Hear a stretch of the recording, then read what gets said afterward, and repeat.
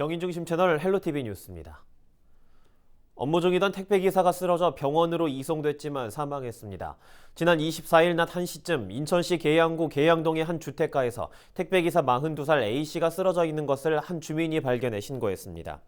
경찰 조사 결과 A씨는 택배 차량과 약 50m 떨어진 곳에서 발견됐으며 몸에 특별한 외상은 없었던 것으로 확인됐습니다. 경찰은 정확한 사망 원인을 확인하기 위해 주변 CCTV를 분석하고 국립과학수사연구원에 시신 부검을 의뢰할 예정입니다. 인천시 공직자윤리위원회와 정부 공직자윤리위원회가 공직자윤리법 제10조에 따라 인천시장 등 176명의 재산 등록 및 변동 사항을 공개했습니다. 인천시 공직자윤리위원회 관할재산 공개 대상자인 군구의원 등의 평균 재산은 7억 9,600만 원으로 나타났습니다. 정부 공직자윤리위원회에서 관할하는 시장과 군수, 구청장, 시의원 등의 평균 재산은 9억 3천만 원입니다. 인천시 공직자윤리위원회는 오는 6월 말까지 등록된 재산을 심사할 예정이며 재산 심사 결과 공직자가 허위 또는 중대한 과실로 잘못 신고했거나 부당 위법한 방법으로 재산을 형성한 경우에는 경고 및 과태료 부과, 해임, 징계 의결 요청 등의 조치가 이뤄집니다. 더불어민주당 시구의원들이 전수조사를 제안한 가운데 국민의힘 인천시당도 부동산 투기 의혹에 대한 철저한 조사를 촉구하고 나섰습니다. 인천 지역 의원들에게 부동산 투기 의혹이 제기된다면 수사에 적극 협조하겠다는 뜻도 밝혔습니다. 이정윤 기자의 보도입니다. LH발 부동산 투기 의혹은 전국적으로 확산하고 있습니다. 인천도 예외가 아닙니다.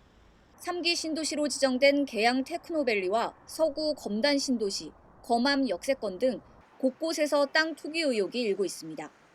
경찰 수사도 속도를 내고 있습니다. 인천경찰청 부동산 투기사범 특별수사대는 농지법 위반 등의 혐의로 현직 계양구 의원 A씨 등 8명을 입건한 상태입니다. 인천 지역에서도 수사 확대 필요성이 제기되고 있는 상황입니다. 국민의힘 인천시당은 기자회견을 열고 3기 신도시에 이름을 올린 공직자와 가족들에 대한 철저한 조사가 필요하다고 강조했습니다.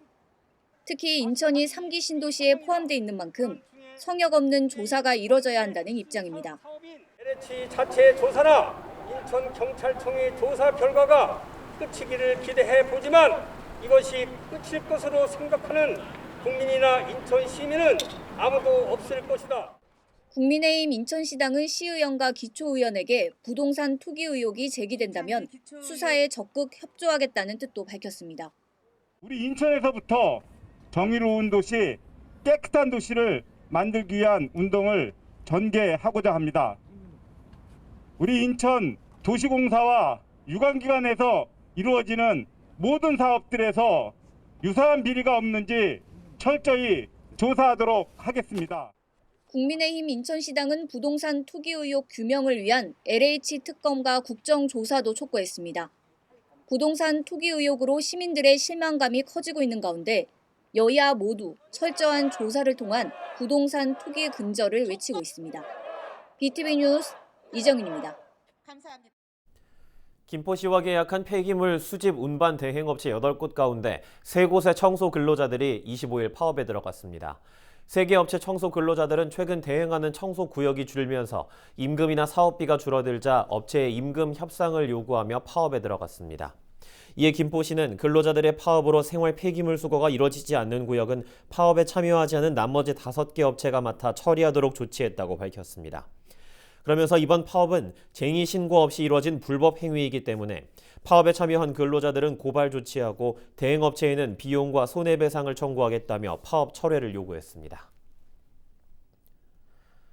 지난해 코로나19 여파로 취소된 부천 3대 봄꽃 축제가 올해도 열리지 않습니다. 부천시는 최근 매년 4월 열리던 원미산 진달래 축제를 비롯해 도당산 벚꽃 축제, 춘덕산 복숭아꽃 축제를 모두 취소했다고 밝혔습니다. 부천시는 당초 꽃놀이 명소의 개방 여부를 고민했지만 상춘객들이 대거 몰릴 것을 우려해 최대 다음 달 말까지 폐쇄를 결정했습니다. 이에 따라 원미산 등에서 꽃이 만발한 모습은 부천시 유튜브와 홈페이지에서 영상으로 공개될 예정입니다.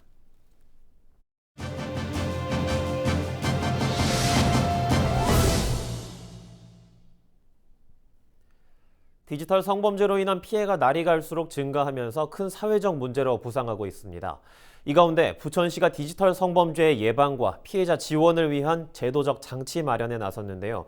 관련 조례를 대표 발의한 양정숙 부천시 의원 전화 연결돼 있습니다. 의원님, 안녕하십니까? 네, 안녕하십니까? 시의원 양정숙입니다. 예, 먼저 디지털 성범죄 예방 피해 지원 조례안 발의하게 된 배경이 무엇인지 알려주시죠. 지난해 N번방 사건의 가해자 조주빈의 성착취물 제작, 유통한 범행의 일련의 과정들은 우리 모두를 경악하게 하였습니다. 2020년 통계청이 발표한 디지털 성범죄 발생 건수를 보면 2007년 804건에서 2018년 7,463건으로 9.3배 증가하는 등 심각한 사회 문제로 대두되었습니다. 시도 디지털 성범죄의 안전지대가 될 수 없다고 판단해 사전 예방과 피해자 지원을 위해 이번 조례안을 대표 발의하였습니다. 예, 그렇군요. 이번에 발의한 그렇다면 조례안에 담겨 있는 내용은 무엇인지 한번 소개해 주시죠. 디지털 성범죄의 정의를 규정하였고요. 시장의 책무를 규정하였습니다. 시장의 디지털 성범죄 예방 및 피해 지원 등에 관한 사업 시행 계획 수립, 시행을 규정하였으며 피해자 보호와 지원 사업을 규정하였습니다. 디지털 성범죄 예방 및 인식 개선 교육, 홍보 활동을 규정하였습니다. 예, 디지털 성범죄에 대한 우려감이 크기 때문에 반드시 필요한 조례라고 생각이 되는데 이번 조례 통해서 어떤 점들이 좀 개선되리라 기대하십니까? 최근 온라인상에서 무차별적인 성착취물 제작과 유포 등으로 피해자에게는 회복할 수 없을 정도로 심각한 고통과 피해를 주고 있습니다. 이 조례가 디지털 성범죄 예방과 피해자 지원에 도움이 될 것으로 기대해 봅니다. 예, 여성가족부가 23일 아동 청소년의 성보호에 관한 법률, 또 일부 개정 법률을 공포했죠.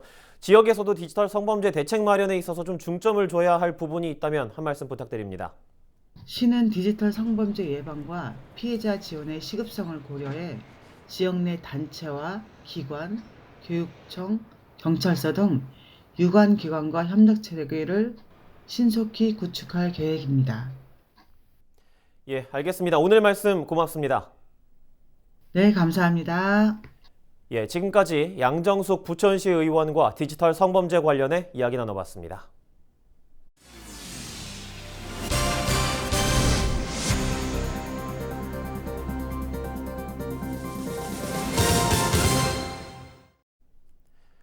부천 영상문화산업단지 사업 추진을 두고 지난 2년여간 50여 차례 실무 협상이 진행됐는데요. 드디어 복합개발 사업에 대한 내용을 담은 기본 협약이 체결됐습니다. 이를 계기로 앞으로 추진에 한층 가속도가 붙을 것으로 예상됩니다. 이정하 기자입니다. 오는 2026년까지 부천 상동 일대 들어설 영상문화산업단지 24일 오전 부천시와 GS 컨소시엄의 산단복합 개발 사업 협약이 체결됐습니다. 지난 2019년 4월 GS건설 컨소시엄이 우선 협상 대상자로 선정된 지 2년 만입니다. 영상 콘텐츠, 기획, 투자, 제작, 유통의 밸류체인을 이끌어내서 부천시의 영상문화 산업의 경쟁력을 높이는 신속하게 준비 과정을 마치고 본 사업을 차질 없이 완수하겠습니다. 여의도 면적의 절반 규모인 38만 2천여 제곱미터의 부지, 사업비만 4조 원이 넘습니다. 부천시 주요 핵심 사업인 만큼 그동안 지역 내 논쟁도 잇따랐습니다. 이번 협약 내용에는 추진 과정 중에 나왔던 반대 의견을 일부 수렴할 지역 상생 방향 등이 포함된 것으로 전해졌습니다. 특히 부천시는 e스포츠 경기장을 비롯해 70층 높이 미디어 전망대, 호텔과 컨벤션 센터 등의 건립 계획을 내놨습니다. 또 영상 콘텐츠 기업 최대 870곳이 입주하면 일자리 4만여 개가 창출될 것으로 추산했습니다. 앞으로 5년 후면 이 부천 상동 일대 부지는 영상문화 융복합 산업의 거점이 될 전망입니다.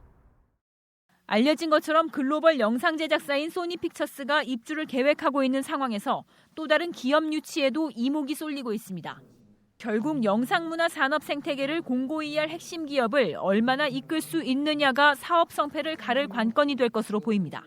세계적인 IP 기업들, 투자 기업들, 뭐 이런 기업들이 지금 예정돼 있고요. 대한민국을 넘어서 세계적인 그런 콘텐츠를 생산할 수 있는 지금 현재 흐름이 IP 그런 플랫폼인데요. 이런 기업들도 같이 결합할 수 있도록 노력하겠습니다.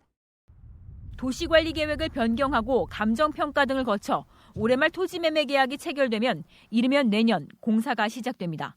헬로티비 뉴스 이정아입니다. 코로나19로 인해 원격 수업 위주로 학사 일정이 진행됐던 지난해와 달리 올해는 등교 수업이 확대됐는데요.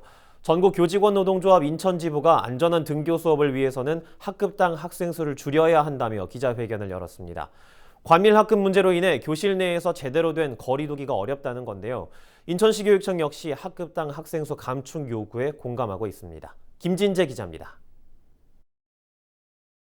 학급당 학생 수 감축하고 교육 격차 해소하라, 해소하라, 해소하라, 해소하라, 투쟁. 전국 교직원 노동조합 인천지부가 24일 기자회견을 열고 학급당 학생 수 감축을 요구했습니다. 지난해 기준 인천 지역 유치원과 초중고등학교의 평균 학급당 학생 수는 22.85명. 전국 17개 시도 중 세 번째로 많습니다. 전교조 인천지부와 평등교육 실현을 위한 인천 학부모회 등은 과밀 학급 문제로 인한 교육의 질 저하와 학습력 격차 등의 우려가 커지고 있다는 입장입니다. 특히 코로나19 예방을 위해서는 교실 내 거리 두기가 이루어져야 한다며 이를 위해서라도 학급당 학생 수를 20명보다 낮춰야 한다고 강조했습니다. 하루 이틀 일주일에 등교하는 것들보다도 더 근본적으로 학급 과밀도를 줄여서 아이들이 안정적으로 수업할 수 있도록 교육부나 시교육청은 우선적으로 이 문제를 깊게 논의해야 된다고 생각합니다. 같은 이유로 최근 국회에서도 학급당 학생 수를 줄이기 위한 논의가 진행 중입니다. 지난해 더불어민주당 이탁희 의원에 이어 지난 1월에는 정의당 이은주 의원이 학급당 학생 수를 20명 이하로 제한하는 내용의 법안을 발의했습니다. 법안이 통과될 경우 시도 교육감은 20명을 초과하지 않는 선에서 학급당 학생 수를 정하게 됩니다. 하지만 현실적으로 학급당 학생 수를 낮추기는 쉽지 않습니다. 전체 학교 수를 유지하도록 하는 학교 총량제로 인해 학교 신설이 제한되기 때문입니다. 이에 대해 인천시 교육청은 학급당 학생 수를 20명 이하로 줄여야 한다는 요구에 공감하고 있다며 교육부에 관련 내용을 건의할 계획이라고 밝혔습니다. 헬로티비 뉴스 김진재입니다. 부천시가 자연재난과 화재 등 사고를 당한 시민에게 보험금을 지급합니다. 부천시는 이달 들어 자연재난 등으로 피해를 입은 시민에게 최대 1,000만 원까지 보험금을 지급하는 시민안전보험에 갱신 가입했다고 밝혔습니다. 자연재해 사망, 폭발, 화재 사고, 대중교통사고 등 모두 10개 보장이 포함되어 있고 부천시에 주민등록이 돼 있는 시민이라면 누구나 자동 가입됩니다. 부천시 내 차량 속도와 관한 노면 표지와 교통안전 표지 등이 새롭게 추가됐습니다. 부천시는 최근 다음 달부터 전면 시행되는 안전속도 5030 정책을 위해 시내 40여 곳에 옐로 카펫을 설치하고 과속 경보 시스템 등 시설을 확충했다고 밝혔습니다. 또 어린이 보호구역에는 신호 위반과 과속 단속 카메라 50여 대와 신호등을 추가 설치했다고 덧붙였습니다. 다음 달 17일부터 전국 주요 간선도로 등에서는 시속 50km로, 이면도로와 어린이 보호구역에서는 시속 30km로 조정됩니다.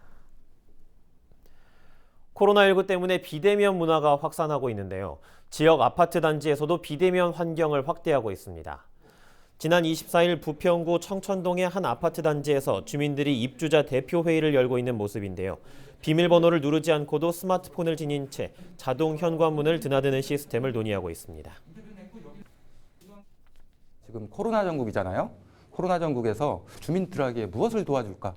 어떤 식으로 할까 방법을 찾다 보니까 출입문 손을 안 대고 자동으로 들어가는 시스템이 참 좋은 것 같아가지고 입주민께서도 저희 새로운 입주자 대표 회의를 꼭 믿어주시고